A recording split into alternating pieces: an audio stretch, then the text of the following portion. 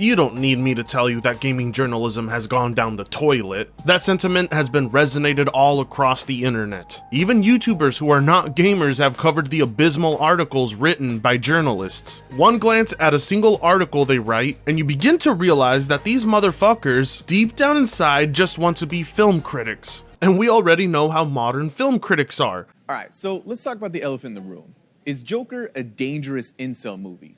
Dangerous? Maybe. Just like Ian Miles Chung, you know you're in for a bad ride when you see that blue check mark. You know, I don't know what it is about Twitter constantly being against people causing a stir on their platform, yet they hand out blue check marks to people who cause them the most. I've been kicked off of Twitter for calling a white nationalist a retard, but people who are pro-incest and pro-pedophilia, they get to keep their Twitter accounts. Okay, whatever, I'm not gonna rant about Twitter all day. So this batshit crazy lady is Dia Lashina, who just by her picture alone you can tell is a journalist. You can smell them from a mile away. Hell, sometimes I don't even need a picture to tell if they're a journalist. They just have to talk a specific way and you're like, yep, that's a fucking journalist. Capitalism has seized everyone's well-being and has turned them into a cog of the machine. And that right there is why Crash Bandicoot 4 is a 7 out of 10. You know, I'm clearly joking, but there's articles that legit go that way. It's exactly why when this Dia chick put out her own review, she got shat on by the internet and couldn't handle it. Nobody can take you serious when you can't even do your own job right. If you cannot set aside your personal issues with the world for even 10 minutes to sit down and write some half-assed article, then journalism itself is not a career path you should probably take. If you're having to defend yourself 24/7 on Twitter the minute you drop some review or article on a video game, chances are you probably fucked up and you should look at what you wrote. This is the same chick who refused to review Ghost of Tsushima because she thought it was racist. I got this little anal cream. Yeah. That you can just, you know, put on your asshole. Just put on your asshole if it hurts a little bit. If you're hurting down there, you know, if you're a little offended, you can just rub it on your asshole like that, it's no problem. You know, I wish I could use that at work. They'd be like, Frick, get your ass here. Clean the shit on the floor. I wish I could tell them, no, fuck you, you're racist for asking. But instead I'd get my face caved in and thrown out of the building. Man, I wish I had Mexican privilege, but no, I don't got that either. I get treated just as bad as the white guys do. But I guess in this current day, you can just get out of having to review a game by claiming it's racist. And you don't have to prove that it is. You could just claim it and walk away from your duties. Whatever, but I guess since Returnal has a female lead, she felt she was ready to finally review a video game. I packed the shit out of my bong just so I could get through with making this video. I'm tempted to sprinkle a little bit of DMT on top of it. Returnal is really hyped to keep talking about how alien everything is. The xenoperfects abounds, and it's a little uncomfortable in a world where even the Democratic Party has shown us they're just as xenophobic as the Republicans they promised us they were better than. It's only a game. Why you have to be mad?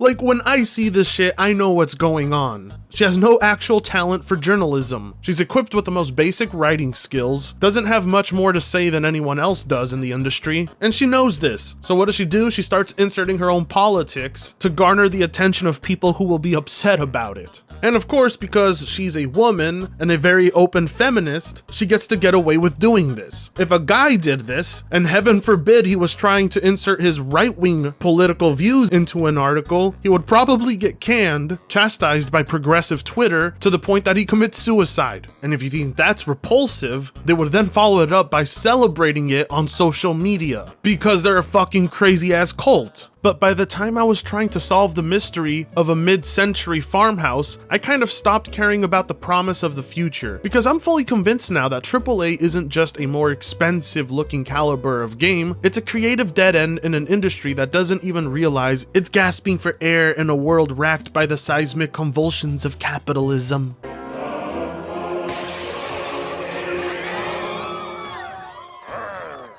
Must crush capitalism.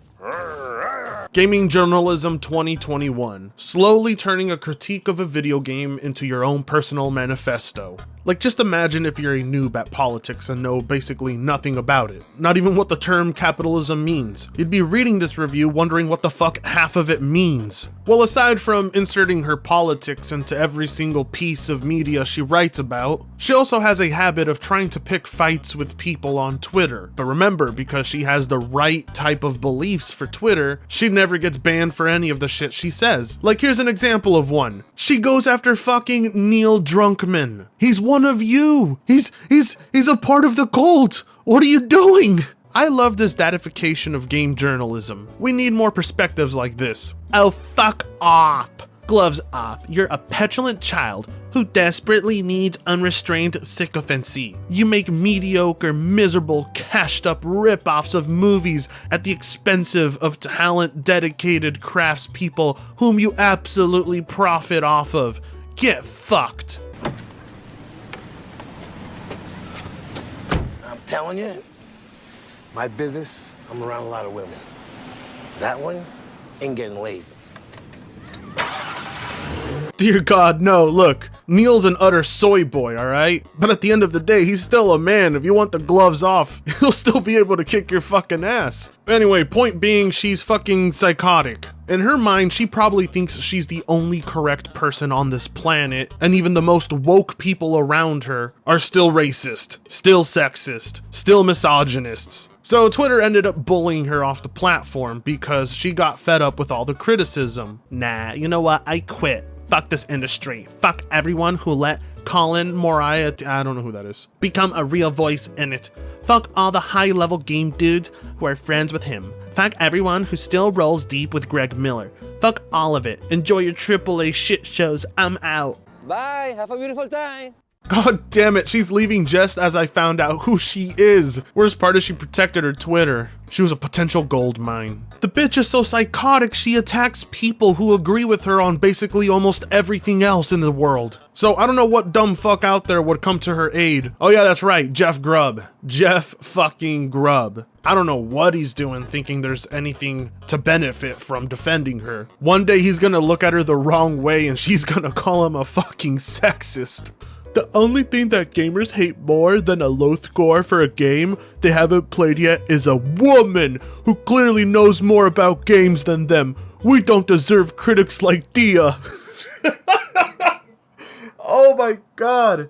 This man is thirsty as fuck. She got no interest in you. You should see how she talks about men. Of course, Jeff Grubb would come to defend a feminist journalist who was also of the same sentiment that she didn't like Returnal that much. And of course, the PlayStation fanboys will chalk up any negative review of Returnal and overblow it, because you know how PlayStation fanboys are. But when you read Dia's review of Returnal, and then you look into Jeff Grubb's review and realize he's the same guy that gave Crackdown 3 a good review and Recore a good review, you can't ignore the fact that there's some bias here, both political and corporate, because Jeff Grubb is also a super pro Xbox guy. Like, Jeff, what are you doing? Not only will she not ever touch you, but you're losing all credibility by standing up for someone whose review scores are influenced by her own political views and agenda. See, it's moments like this that make people not trust the industry. It's why when The Last of Us 2 swept up every single award at the Game Awards show, people were quite doubtful because there was a lot of fucking good games that year. The entire industry has become one giant circle jerk of people who don't even really care about video games. They're more interested in using this outlet to try and voice what they think is such amazing political takes. Every single one of these journalists, if you told them to drop what they were doing because you would offer them a job at CNN, every single one would fucking drop video games and go over there immediately. Dear God, I'm not even an anti-SJW YouTuber and I'm sounding like one.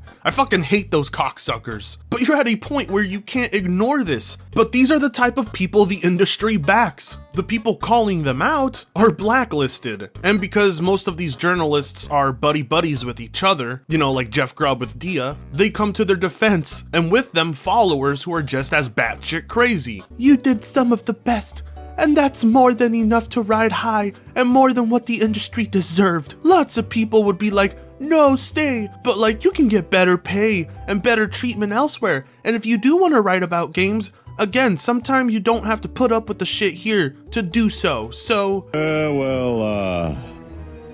Boy, there's no real easy way to say this, but, look, you're a simp. I'm gonna have to report you back to Cusco. I don't understand the men who come out to defend Dia. Has anyone seen what she thinks of male gamers? If you're a male gamer and you're defending her, allow me to show you what she thinks of you. There's a certain cohort of gamers that puts a particularly violent and virulent emphasis on completing and platinuming games, and I promise you not a single one of them has ever made a woman come. Anyway, good luck figuring out how to turn on your PS5, fuckers. Anyway, if the extent of your putting the work as a critic is getting all the gameplay extending collectibles, you're not a critic. You're a chump who just got taken to town by a AAA game studio. Have fun with that. Why do games journalists hate their own job? Like, why do you even bother to be a part of the industry if you hate the idea of completing games? But I can guarantee you, the people who actually complete those games and then go out of their way to platinum them, yeah, I can guarantee you they have a more legitimate review to put out than you ever will. You know what? I'm done with this. I don't know how Gundam covers progressive Twitter shit. I wanted to do my own take on it, but this is just, oh my god. I had to wake up to PlayStation fanboys being insanely toxic about Returnal, even though half of them will forget about the game in 2 weeks. Most of them will probably forget it exists when it comes to PC anyway, but you know how PlayStation fanboys are. Once the review scores are out, they will talk about it more than actually playing the game. And then they will be extremely toxic to Xbox fanboys, reminding them that they have nothing like Returnal. And then the gaming journalist will come out and somehow find a way to spin it into being sexist, misogynist, and I'm left here wondering what the fuck ever happened to people just talking about video games. I'm a lot busier covering the toxicity around video games than the actual video games themselves, because that is more of where the conversation is at right now. We're all so incredibly entitled that we're fucking bored, so we want to talk about other shit besides the things we like. Oh my god. Okay, that's it. I gotta go. Like, comment, share, subscribe if you so choose to. I don't really give a fuck. I got better shit to cover, and I'll see you guys in the next video. Fritanga sucks ass.